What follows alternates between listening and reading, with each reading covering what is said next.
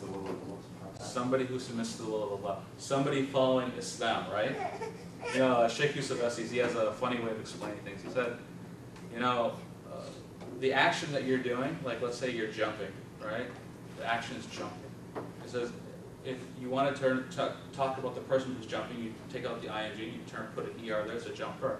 It says, with Arabic, you just take off you put mu in front of it, and then you get the word. So a Muslim, or a person who follows Islam, is a Muslim. And he explains it like that. I thought it was a very interesting way of explaining it. But yes, Muslims are people who submit to Allah subhanahu wa ta'ala. And what does that entail? That entails following what's in the Quran. And Allah subhanahu wa ta'ala said in the Quran, in Surah Al-Dariyat, verse 56, I'm giving a translation, essentially that we were created to worship Allah. That's our primary purpose. Okay. For each and every one of us, the bare minimum is that we are living our lives with the priority of worshiping Allah. And the most important worship that we can do is the second pillar of Islam, our 5 daily prayers. Now, I'm not going to belabor the point and go into the importance of salah, but I'm going to put it in the context of establishing this Islamic trust. Because I know that when we're on campus, when we're in school, a lot of times there are competing priorities. Sometimes you have to pray, sometimes you have an exam that comes up, and it conflicts. For example, when I was at Purdue, there would be times when we would have late exams, and the exam might be 2 hours long, and Maghrib Salah is like a half hour to an hour. So now you have this conflict, exam, prayer. Do I fulfill this purpose, my main purpose, to please Allah? Do I go make my professor happy and just take the exam? You don't even know what grade you're going to get. But you have this competing priority now. So what do you do about it? Some people will actually go ahead and take the exam first and just say, Allah will understand. Allah will forgive me. And then they'll do the exam, and then they will go ahead and pray later. I would say there's another alternative. One thing that you can do, and again, this goes back to establishing that trust, you can go ahead and talk to your professor about it. And say, you know, Professor so-and-so, I'm a Muslim, I pray 5 times a day. Could you let me take the exam earlier? Can I take it later? Can I take it at another date? Is there something we can do? Because I pray 5 times a day, I'm a Muslim. And what do you get out of that? Number one is a dawah opportunity. That's a really great dawah opportunity. Oh, you're a Muslim, you pray 5 times a day? Great. I respect that. This is one way you establish that trust, by letting people know that you respect yourself, that you respect your religion, that you care about it. This is one thing. The other thing I'll tell you is this. Sometimes people know a lot more about Islam than you might think. Sometimes non-Muslims know more about Islam than you might think. And they might know that you have to pray 5 times a day. And they might watch what you do, just to see if you'll do it. There was a situation I had in one of the Al-Maghrib classes where there was this police officer, this female police officer, a security guard we were interacting with for getting work done. And towards the end, she was like, oh, you know, it's really great working with you. That was a job well done. And she's like, put her there, you know? And I said, you know what, I'm sorry, for religious reasons, I don't shake hands with women of the opposite. I mean, I don't shake hands with people of the opposite gender for religious reasons. I'm really sorry. And, you know, I was very nice about it. I smiled and so forth. And she was like, oh, I'm sorry, no problem. And then, you know, I just walked away. And then later on, she came back to me. We were still there. And she came to me, she said, I want to apologize to you. I said, what do you want to apologize for? You know, she's like, oh, because I tried to shake your hand, you know, I feel kind of bad about that. I was like, no, don't worry about it, you didn't know. She's like, no, actually I did know. I did know that you don't shake hands. I know that Muslims don't do that, but I was testing you to see if you would do it. And that happens sometimes. You know, so understand that if you show a face of Islam that you actually care about your religion, people will respect it, and inshallah you will begin to establish that trust. And of course, by praying 5 times a day, don't get me wrong, the most important thing is that you're praying to Allah, that you're putting Allah ahead of everyone and everything else. The point I'm trying to make here is, going back to that original point, establishing an Islamic trust.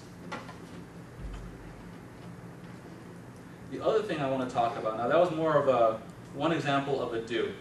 You know, do this.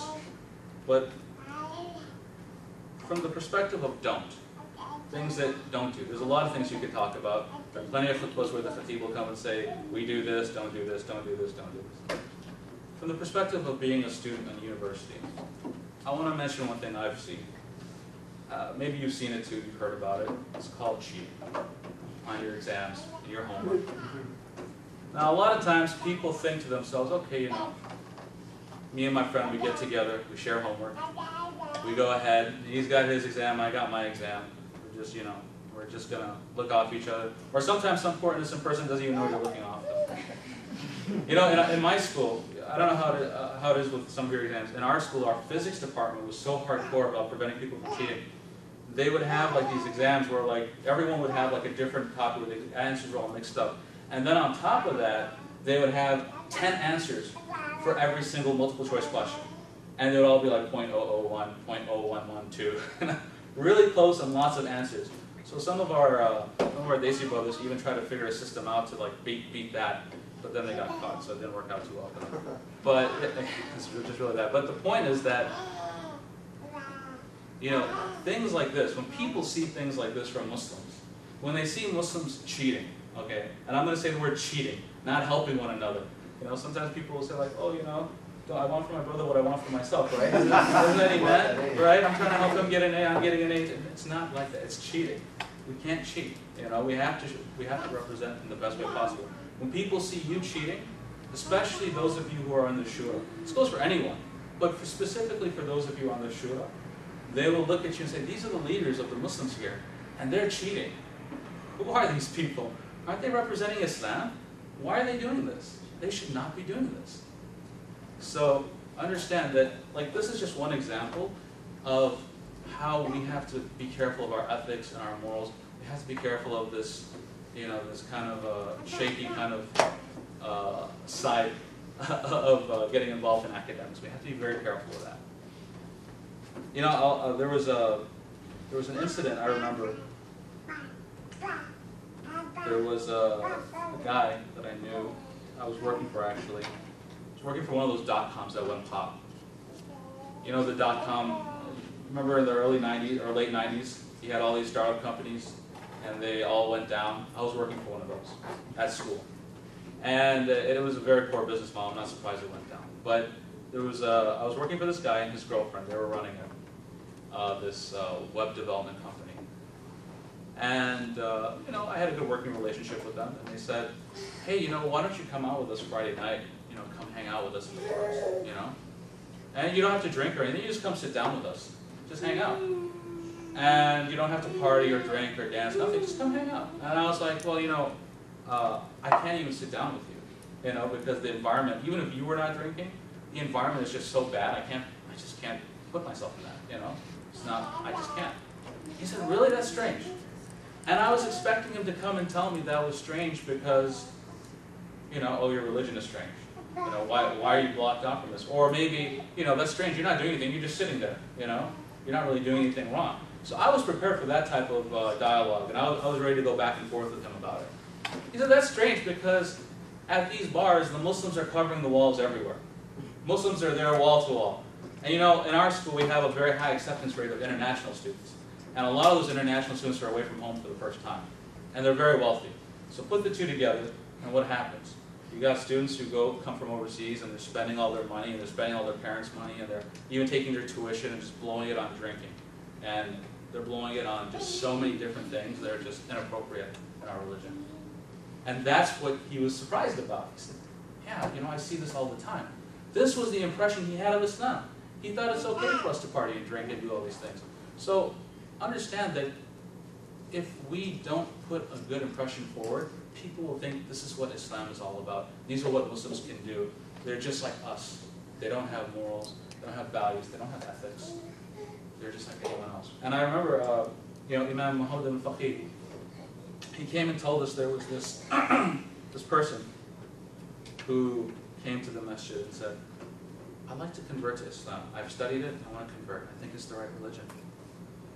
And then just as he was going to convert, it was not like, you know, how we usually have the big public conversion where we just say, okay, here's the guy who's converting, everybody tends to be Allah. It was like just in the imam's room, in his office.